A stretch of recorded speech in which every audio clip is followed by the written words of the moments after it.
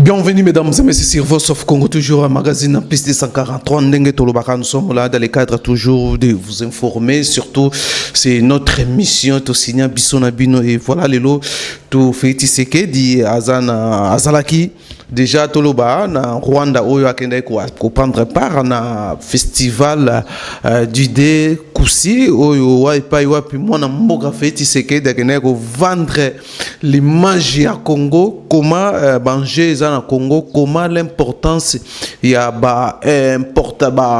investisseur ceux qui baillent na Congo nini bakokuta ba avantage nini za na kati ya Congo. Voilà mon mboka profita qui devant ba personnalité ba différentes personnalités oyo bayaki ko assister na festival na Kigali oyo festiseke ndenge na lobi a monisaki a lakisaki Congo munene ya Congo, importance ya Congo, ya République démocratique du Congo pour nous tirer, susciter les investisseurs baya namboka na biso et pourquoi pas à profiter aussi boyebi situation ya guerre est ya est kuna yepe na mwana mboka homologue na ye Paul Kagame babetaka aussi masolo na libanda ya masolo concernant toujours la situation ya est comment ko éradiquer yango.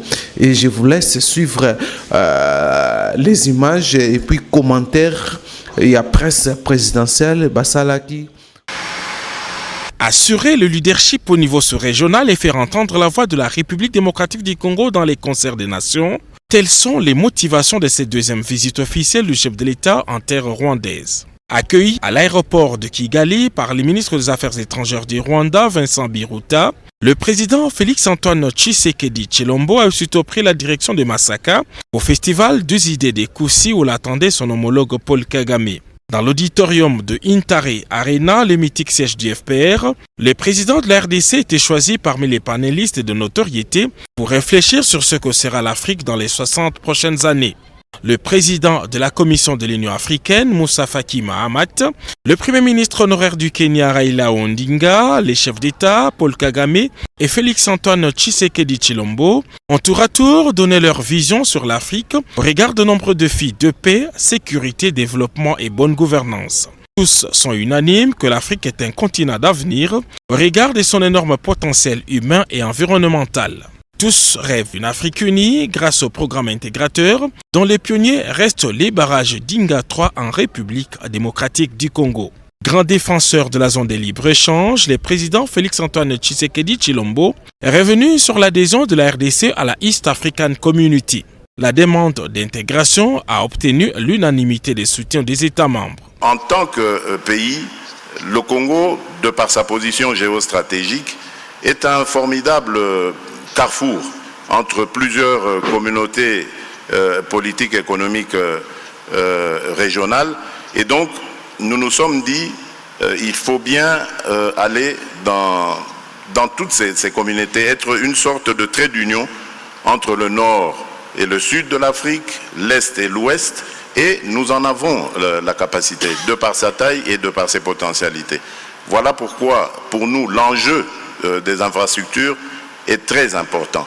Il faut que le Congo, qui jusqu'ici a été un des derniers, je veux dire, dans ce domaine, vu les possibilités qu'il a, se lance dans la construction d'infrastructures, parce que cela aussi va, j'ai parlé de l'Afrique tout à l'heure, favoriser l'intégration régionale. Et c'est ce qui nous a poussé très récemment à faire la demande d'adhésion à l'East African Community parce que nous pensons que l'Afrique ne va pas réussir une intégration immédiate dans toute sa largeur, sa grandeur, mais cela ira étape par étape par les communautés sous-régionales qui doivent d'abord s'ouvrir en leur sein, établir des échanges commerciaux et autres, et ensuite, petit à petit, faire le lien avec d'autres communautés et arriver à élargir cette intégration à toute l'Afrique. Comment vous allez ramener ou utiliser ou capitaliser sur la diaspora congolaise? Bien, merci madame. avant de répondre à votre question, permettez-moi de remercier d'abord les organisateurs pour l'honneur qu'ils m'ont fait de participer à cette réflexion, de remercier également mon frère le président Kagame qui m'a invité aussi à participer à ces réflexions qui, à mon sens, sont essentielles pour le devenir de l'Afrique. Pour revenir donc à votre question, je dirais ma vision, elle est simple, elle paraît très simple, elle est basée sur l'homme, l'individu, l'homme avec grand H bien sûr, parce que nous n'oublions pas les femmes, l'homme congolais. Je pars de ce principe en disant, puisque c'est lui le vecteur du développement, il faut donc qu'il soit dans les meilleures conditions possibles. Donc son épanouissement est essentiel au développement du pays.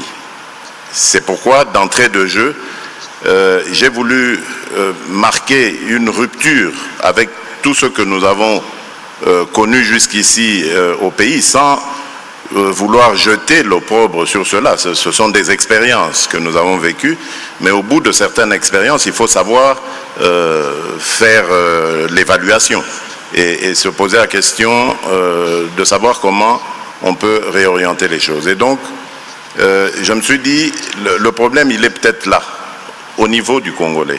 Alors, que faut-il pour que le Congolais soit épanoui et apte à participer au développement de son pays et au développement, au-delà de son pays, de l'Afrique, parce que je m'inscris fortement aussi dans ce combat pour une Afrique forte, une Afrique qui gagne, parce que nous en avons les atouts, j'y crois, et on a parlé de cette formidable jeunesse qui est pour moi la principale richesse que nous avons, et donc je crois fermement dans les capacités de notre jeunesse à aller de l'avant, à faire décoller l'Afrique. Et donc, cela dit, je me suis dit, il faut accompagner l'individu, l'homme congolais dans son épanouissement. C'est ainsi que j'ai marqué un accent particulier sur les libertés d'expression, les libertés d'association, les libertés d'entreprise et bien d'autres choses d'entrée de jeu. Et ensuite, je suis très vite allé sur une recommandation de notre Constitution qui est l'accès gratuit à l'éducation.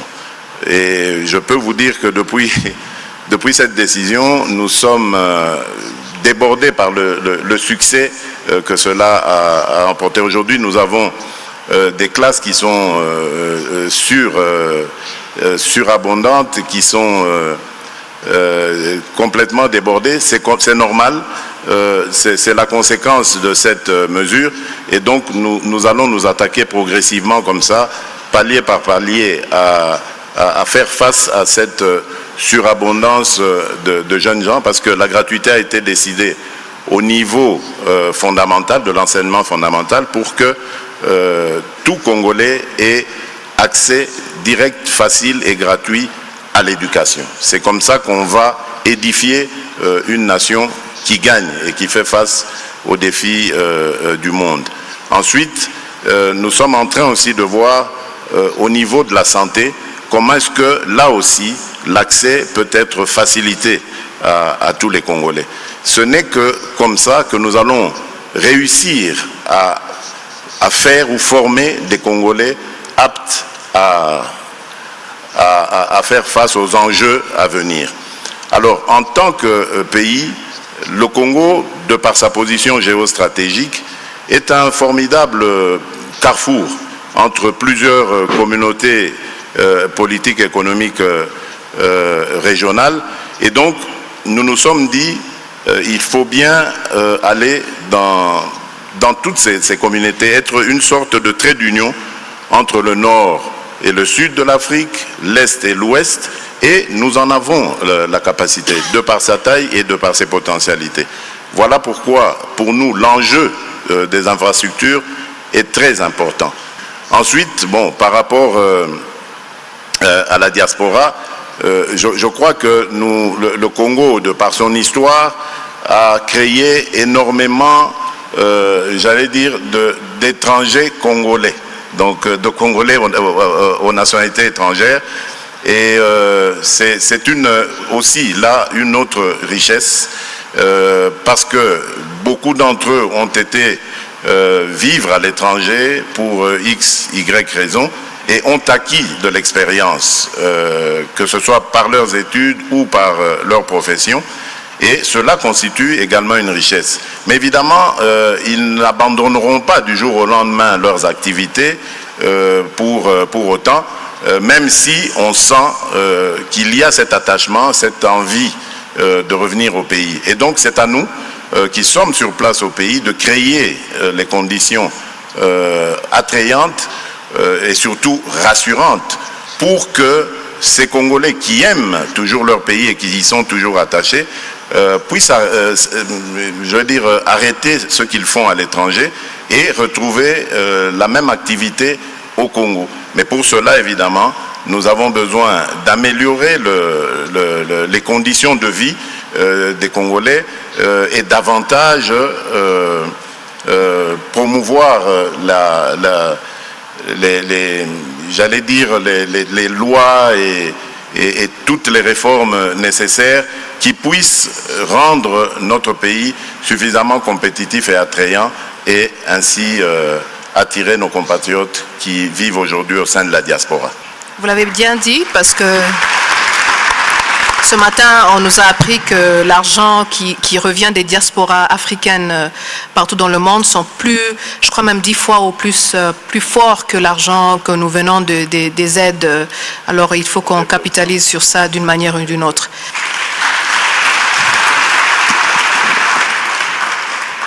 Your Excellency President Kagame, I think you've been leading the AU institutional reform process. So how do we make sure that just on the CFTA part, we are staying on track in terms of implementation?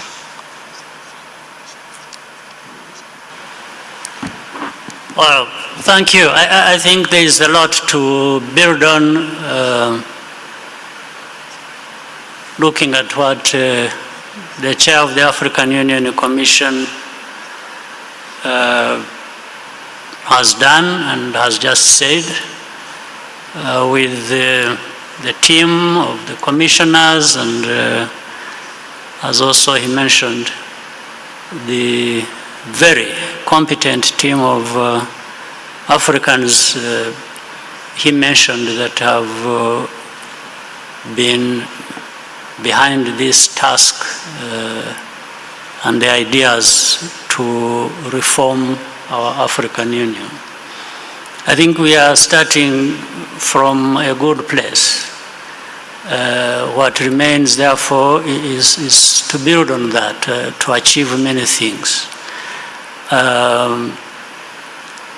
The purpose of reform is mainly to have effective African Union, to one that is accountable to the people of Africa, to the Africans. And that will enable us to achieve a number of things, including one of the things we have already started, that is the African continental. Considérés comme les hauts lieux de réflexion et perspective, les festivals du Dédé-Koussi a le mérite d'éveiller la conscience collective sur le potentiel du continent africain et dont la République démocratique du Congo a un rôle non moins important à jouer.